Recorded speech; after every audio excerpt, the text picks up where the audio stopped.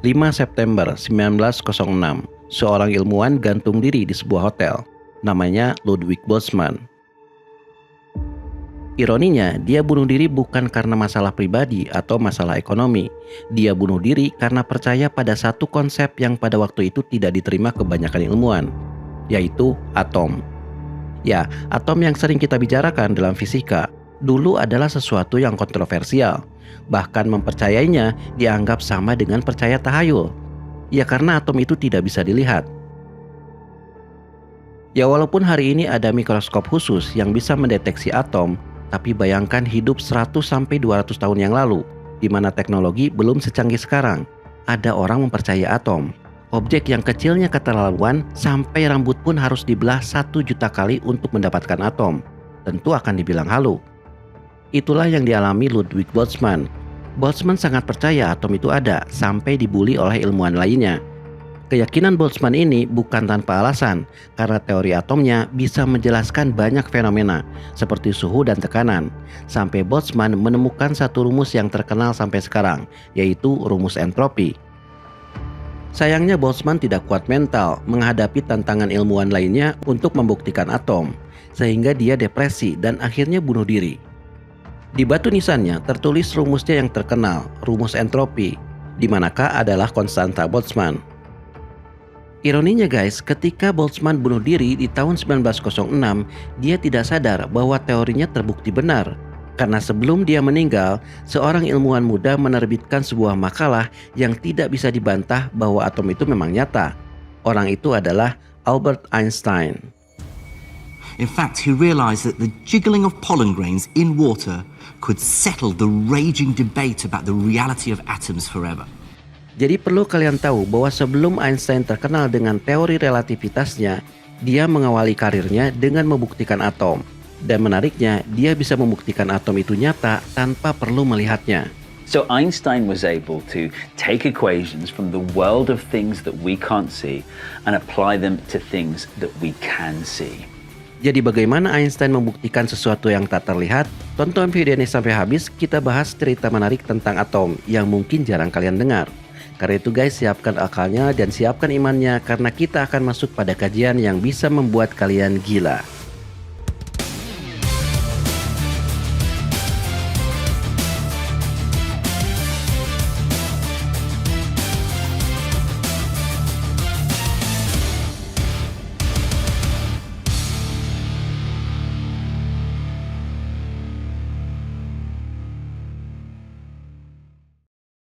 Water, earth, fire, air. Sebelum kita bahas tentang atom, mungkin kalian perlu tahu cerita ini, bahwa dulu orang percaya bahwa alam ini tersusun dari 4 elemen, air, tanah, api, dan udara.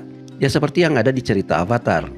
Hanya saja dalam versi sebenarnya, ini bukan tentang kesaktian seseorang, tapi ini adalah tentang bagaimana alam semesta ini tersusun.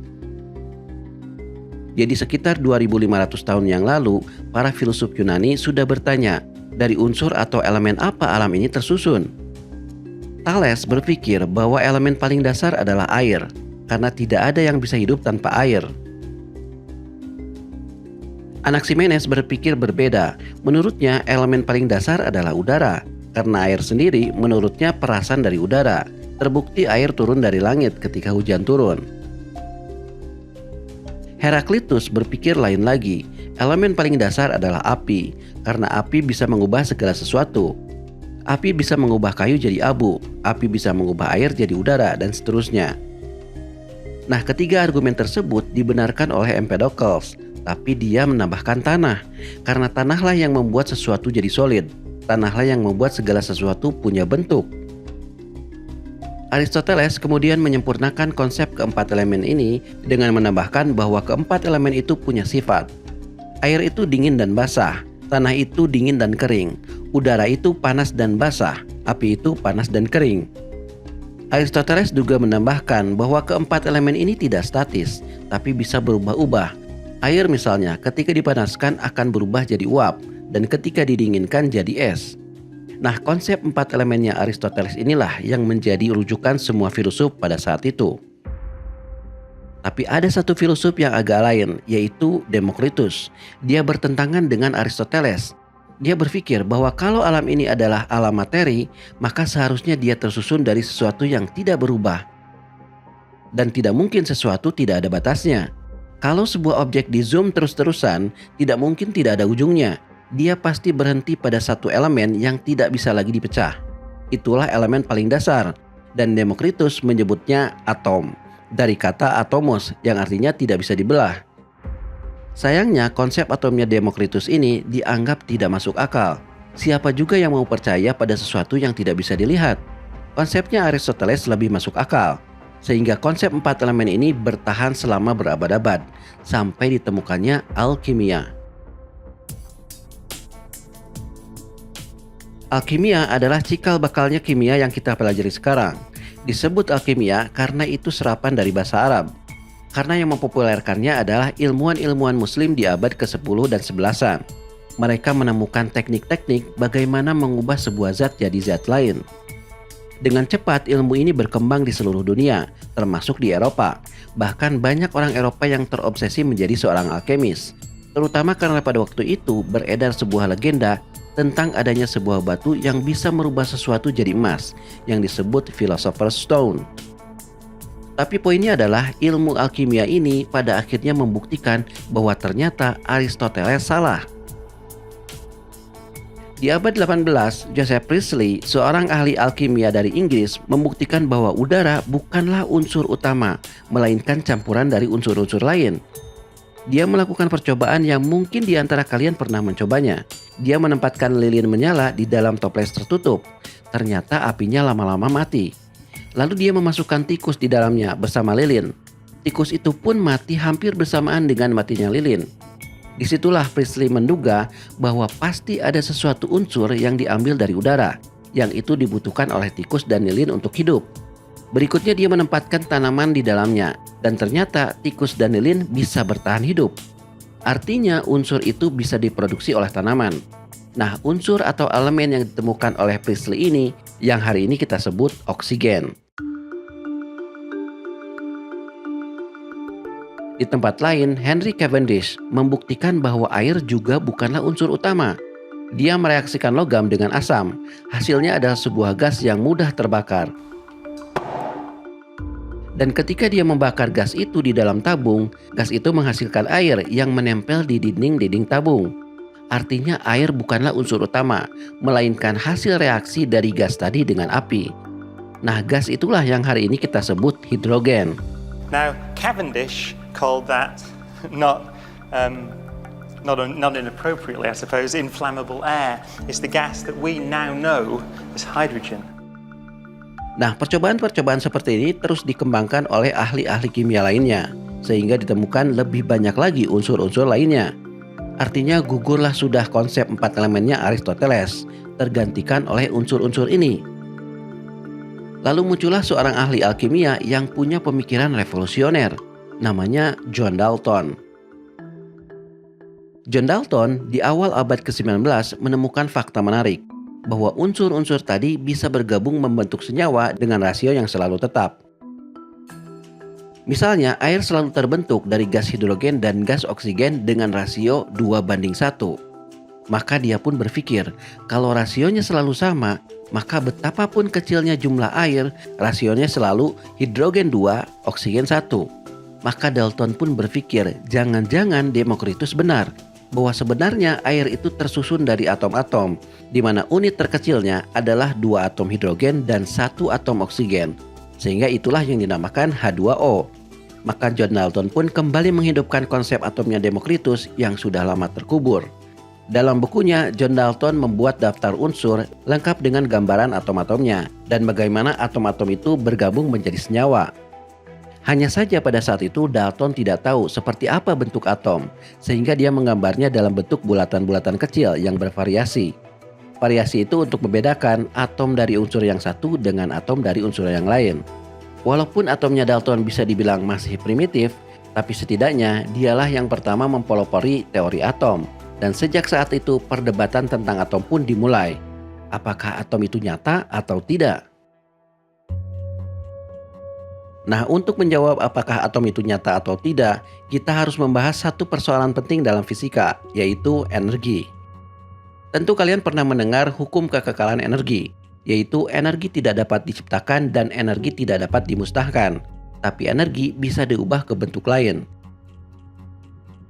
Contohnya panas. Panas adalah salah satu bentuk energi dan bisa diubah menjadi energi lain, yaitu gerak.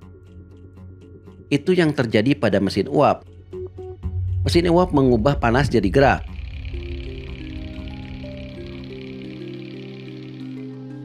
Tapi pada waktu itu ada seorang ilmuwan yang berpikir agak lain, yaitu Ludwig Boltzmann. Boltzmann berpikir tidak mungkin panas begitu saja berubah menjadi gerak, karena gerak hanya bisa dihasilkan dari gerak lainnya. Simpelnya seperti bola biliar. Bola biliar yang diam hanya bisa bergerak kalau dia ditumbuk oleh bola biliar yang lain. Maka Boltzmann pun mengembangkan sebuah teori yang disebut teori kinetik gas, bahwa gas atau udara pada dasarnya adalah kumpulan partikel-partikel kecil yang tak terlihat, dan partikel-partikel ini bergerak secara acak, menumbuk ke sana kemari seperti bola biliar. Nah, kecepatan partikel-partikel ini saling bertumbukan, itulah yang kita rasakan sebagai panas. Semakin kencang partikel-partikelnya bertumbukan, semakin panas yang kita rasakan. Dan karena dia menumbuk lingkungan sekitarnya, maka semakin kencang partikelnya, semakin tinggi tekanannya. Dan ini pun bisa menjawab fenomena dalam mesin uap, atau yang paling gampang dalam mesin kendaraan. Mengapa bensin bisa menggerakkan roda? Karena bensin dibakar di dalam silinder yang menyebabkan udara di dalamnya sangat panas.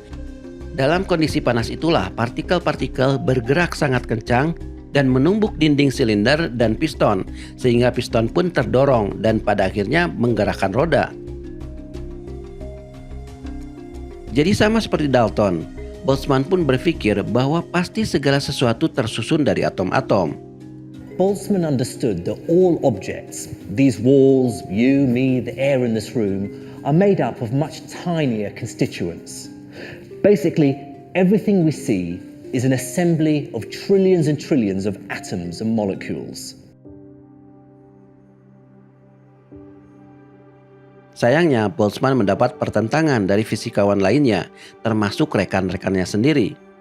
Ya karena atom itu tidak bisa dilihat, bagaimana membuktikan sesuatu yang tak terlihat? They argued that no, atoms don't exist. They're names, labels, convenient fictions, calculating devices. They don't really exist. We can't observe them. No one's ever seen one. And for that reason, so Boltzmann's critics said, he was a fantasist. Dan sayangnya lagi, Boltzmann ini punya masalah mental. Dia sangat mudah stres. Bahkan dia mengundurkan diri dari kampus tempatnya mengajar demi menghindari orang-orang yang menentangnya.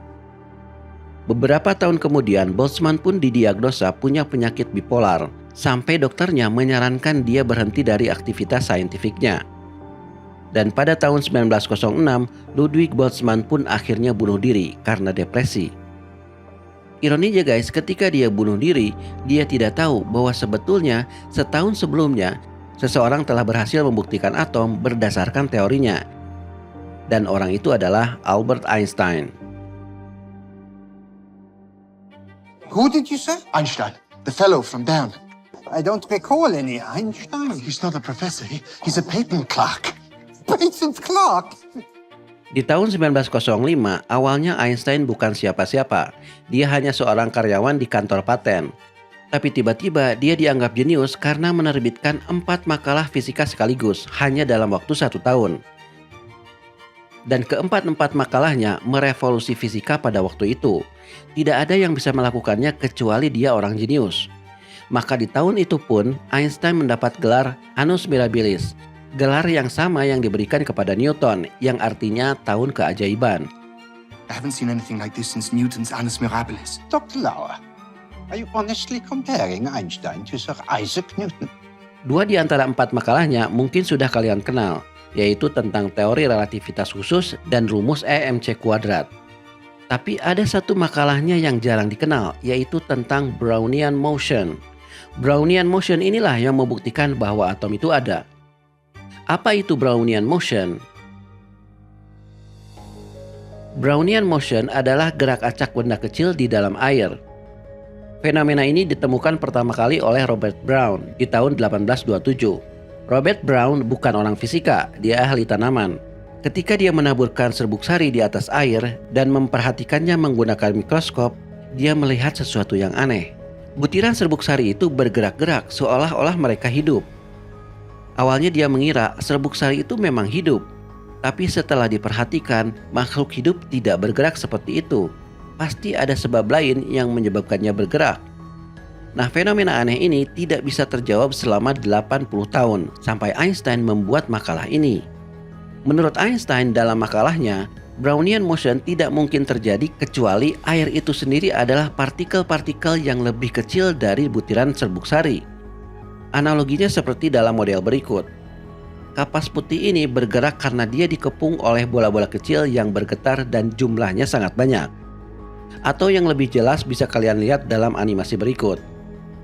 Nah, kalau bola-bola kecilnya disembunyikan, maka kalian akan melihat seolah-olah bola putihnya bergerak sendiri. Itulah yang terjadi pada serbuk sari. Jadi pada dasarnya Einstein menggunakan teori kinetiknya Boltzmann untuk memecahkan fenomena Brownian motion, sekaligus membuktikan bahwa atom atau molekul itu memang ada. In one staggering insight, Einstein saw that Brownian motion was all about atoms.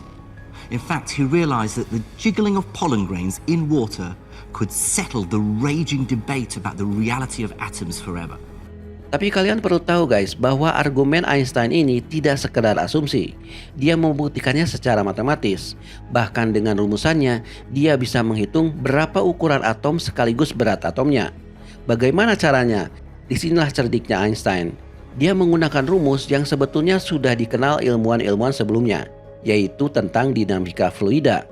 So Einstein was able to take equations from the world of things that we can't see and apply them to things that we can see. Dengan menghitung kekentalan air, temperatur, termasuk seberapa jauh serbuk sarinya bergerak, dia bisa menghitung berapa ukuran dan berat molekul air. Ini sama seperti kalian menghitung berat pinguin dengan menghitung seberapa jauh bongkahan esnya bergerak ketika pinguin itu meluncur. Walaupun argumennya Einstein pada saat itu sebatas teori, tapi pada tahun 1908, teori Einstein ini terbukti lewat eksperimen oleh Jean Perrin, yang membuat Jean Perrin mendapatkan hadiah Nobel, dan konsep atom pun akhirnya diterima. Ya, itulah sedikit cerita tentang atom guys. Tentu ceritanya akan lebih panjang kalau kita masuk ke struktur atomnya, di mana di dalamnya ada elektron, proton, dan neutron. Tapi setidaknya dari konten ini, kalian tahu dari mana konsep atom itu muncul dan bagaimana konsep atom itu akhirnya diterima. Pelajarannya adalah, tidak selamanya sebuah akibat ditimbulkan oleh sebab yang terlihat, tapi akibat bisa ditimbulkan oleh sebab yang tak terlihat.